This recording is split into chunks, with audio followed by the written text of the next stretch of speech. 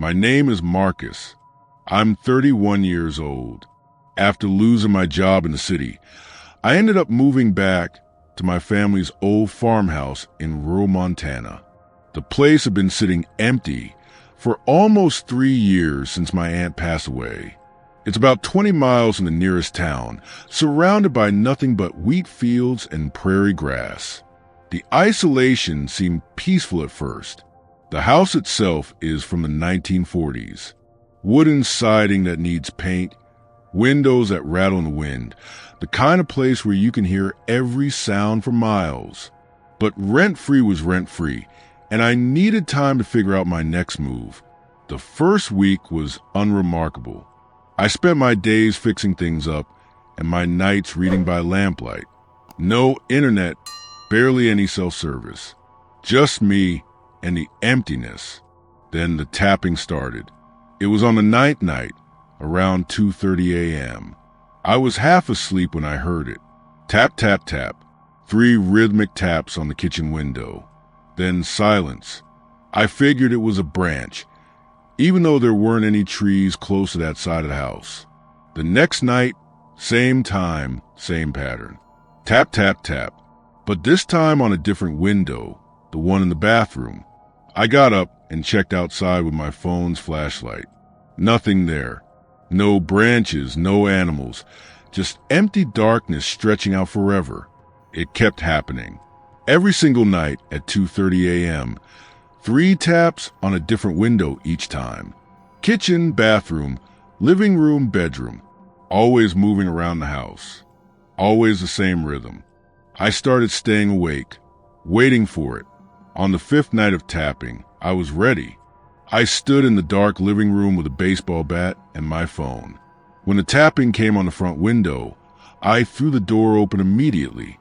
Nothing, but I heard footsteps, fast ones, running to the gravel driveway. I chased the sound with my flashlight, but saw nothing, just heard them getting farther away into the field. I called the sheriff the next morning. A tired-looking deputy showed up around noon. I told him everything. He didn't seem surprised. He said, and I remember this exactly, "Your aunt reported the same thing for about 6 months before she died. We sent patrols out here a dozen times. Never caught anybody. She said it started after she turned away some vagrant asking for work. That terrified me. 6 months of this?" The deputy suggested I install some motion lights and maybe think about getting a dog. Not exactly reassuring. The tapping continued, but it was changing. Instead of just windows, I started hearing it on the walls inside the house. 3 taps moving along the hallway walls at 2:30 a.m. How was someone tapping inside my walls? I didn't sleep for 2 days straight. I was losing it. I started searching the house top to bottom. In the attic, I found my aunt's diary buried in a box of old clothes. The entries from her last year were disturbing. She wrote about the tapping, about feeling watched, about finding her spare key missing. She wrote that she thought someone was coming into the house while she slept. That night, I didn't just stay awake. I set up my phone to record the hallway. I positioned myself in the living room with the bat and my aunt's old revolver I'd found. I wasn't going to be a victim like she was. At 2:27 a.m., I heard my back door slowly creak open. Not the tapping. Someone was actually inside. My heart was hammering so hard, I thought I'd pass out. I heard slow footsteps coming down the hall toward me. I switched on every light in the house at once and stood up, pointing the gun toward the hallway. "I have a gun and I've called the police." I shouted, my voice cracking. The footsteps stopped. Then they started moving faster, running toward the back door. I heard it slam. I ran to the window and saw a figure sprinting across the field in the moonlight. Tall, thin, wearing what looked like a long coat. I fired one shot into the air, not at them, just to scare them. The figure kept running until they disappeared into the darkness. When I checked the back door, the lock was fine. They'd used a key. I called 911 immediately. The sheriff himself came out this time with 2 deputies. We searched the property at dawn. About a quarter mile into the wheat field, they found a makeshift camp, a tarp stretched between posts, a sleeping bag, empty food cans, and most disturbing, dozens of photographs. Photos of the farmhouse, photos taken through the windows, photos of my aunt, photos of me. The deputy said it looked like someone had been living out there for months, maybe years. They never caught whoever it was. The camp was abandoned by the time we found it, but they took the evidence, including the photos. The sheriff told me that there have been similar cases in rural areas across 3 counties. Someone, or maybe multiple people, were targeting isolated farmhouses. I changed every lock that day. I installed cameras and motion sensors everywhere, but I didn't stay much longer. 2 weeks later, I moved in with a friend back in the city. My aunt's house is for sale now, but I didn't mention any of this in the listing. Sometimes I wonder if the new owners will hear the tapping. I'm Sarah, 26 years old. I grew up in a rural community in southern Illinois, one of those places where everybody knows everybody, and the nearest Walmart is 45 minutes away. When I was 14, something happened that made me afraid of the countryside at night, and I've never really gotten over it. My best friend at the time was a girl named Bethany. We did everything together. We'd ride our bikes around town, hang out at each other's houses, the usual teenage stuff. One September evening, I was at Bethany's place, and we lost track of time watching movies. Her parents had gone to visit relatives for the weekend, and her older sister was supposed to be watching us, but she was in her room with her boyfriend and didn't care what we did. Around 9 p.m., I realized I needed to get home. My parents were strict about curfew. Bethany's house was about 4 miles from mine. The normal route was taking the main road through town, which was well lit and had houses along it. But that route was closer to 6 miles because of how the road curved. Bethany suggested I take the shortcut through the woods and fields. It was a trail that locals used during the day, cutting the distance down to about 2.5 miles. I'd walked that trail before, but never alone and never at night. I should have just called my parents for a ride, but I didn't want to get in trouble for losing track of time. Bethany lent me her flashlight, and I started down the trail. The first part went through someone's soybean field. The moon was bright enough that I could see the path pretty clearly. I felt confident, even a little adventurous. Then the trail entered the woods. The trees blocked most of the moonlight, and suddenly my flashlight seemed way too weak. Every sound made me jump. Snapping twigs, rustling leaves, an owl hooting. I walked faster, telling myself I was being ridiculous. Then I heard whistling behind me. Not a bird call, but a person whistling. A tune I didn't recognize, off-key and slow. I spun around, shining my flashlight back down the trail. Nothing there. The whistling stopped. My heart was pounding. I started walking again, faster now, almost jogging. The whistling started again, and this time it was closer. Still behind me, but maybe only 50 feet back. I could hear footsteps now too, leaves crunching with each step, matching my pace. I broke into a run. My flashlight beam was bouncing everywhere, making the shadows jump and twist. I could hear the footsteps behind me running too, keeping up with me. The whistling had stopped, but the running continued. I ran as hard as I could. The trail seemed to go on forever. My lungs were burning, and I kept tripping over roots and rocks, but I didn't slow down. Finally, I burst out of the woods into another field. I could see the lights of houses in the distance, including mine.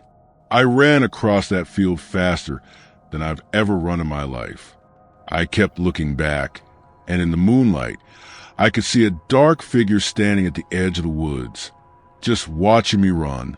I made it home and burst through the front door, terrify my parents. I was crying and could barely get the words out. My dad immediately got in his truck and drove out to the trail with our neighbor, both of them armed. They didn't find anyone, but they did find fresh footprints in the mud near the woods. Boots by the look of them, big ones. The next day, my dad reported it to the police. They sent an officer out to look around, but there wasn't much they could do. No crime had technically been committed, but the officer knew about that trail. He said there had been reports over the years of people feeling followed or chased on that path at night, going back decades. He strongly suggested that nobody use that shortcut after dark anymore. I never took that trail again, day or night.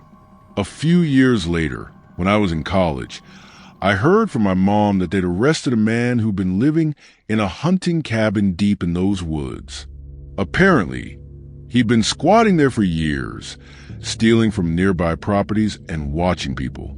They found all kinds of disturbing things in that cabin. Items that didn't belong to him, notebooks with names and descriptions of local residents, including mine. I don't know if he was the one who chased me that night, but I think about it sometimes, about what might have happened if I'd been slower, or if I'd twisted my ankle in the dark, or if he'd been just a little bit faster. I live in Chicago now, and I've never felt safer than when I'm surrounded by people and streetlights. My name is Daniel, and I'm 29 years old. This happened 3 years ago when I was working as a freelance photographer. I spent a lot of time traveling to different locations for shoots, and I got really into the idea of staying in remote Airbnb properties for the peace and quiet. In June of that year, I booked a small cabin in rural Vermont for a week-long stay. I had a project deadline and needed zero distractions. The listing showed a cute one-bedroom cabin on 15 acres of forested land with no neighbors in sight.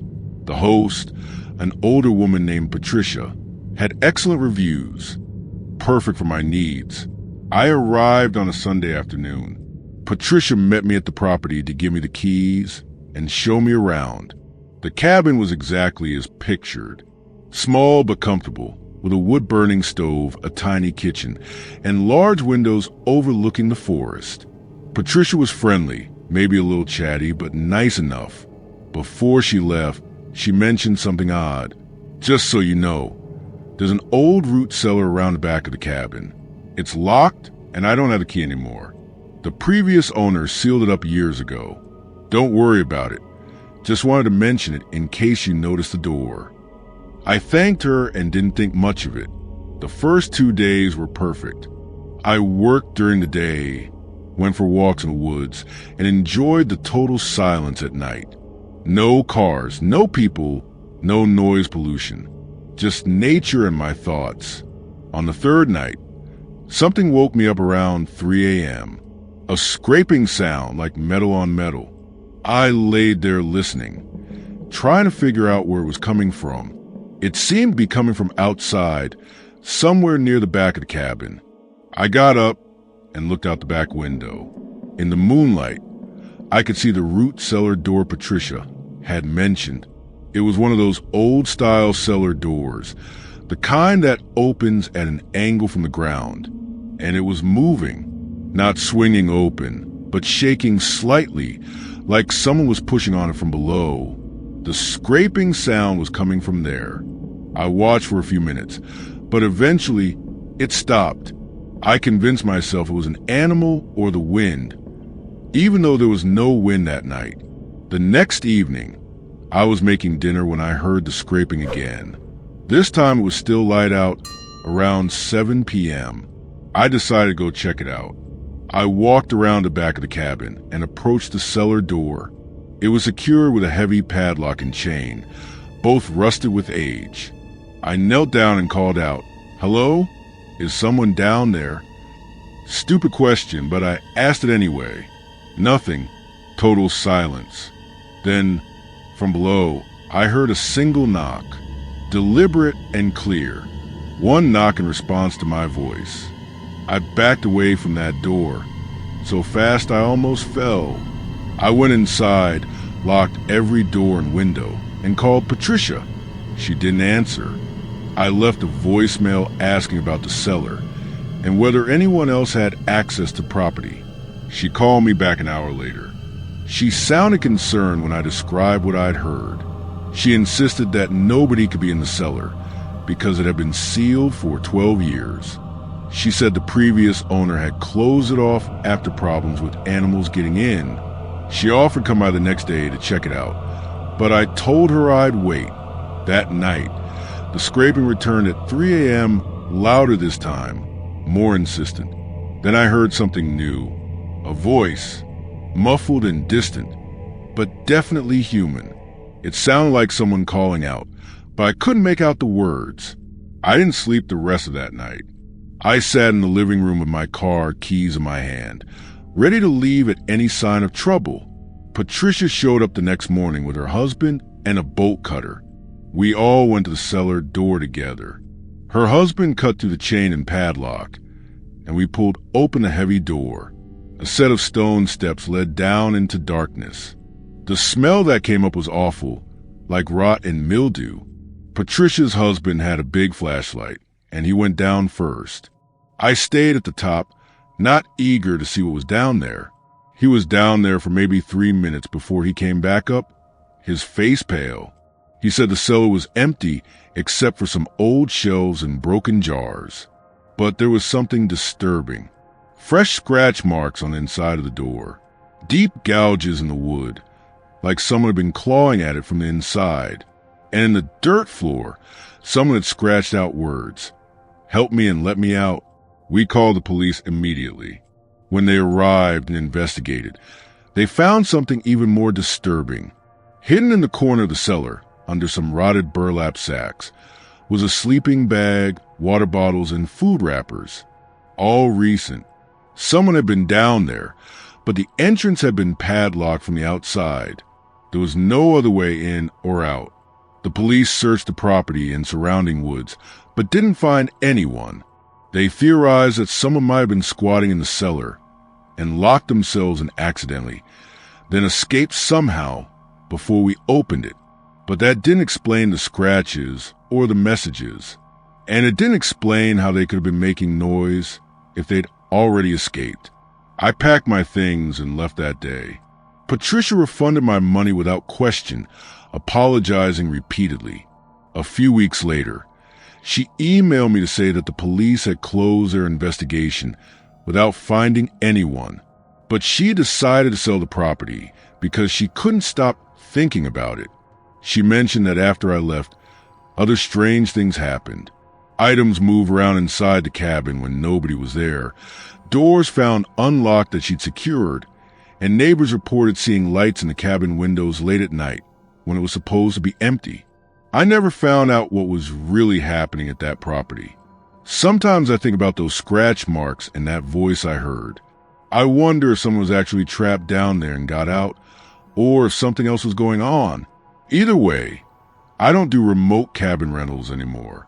I stick to hotels in town where there are plenty of people around.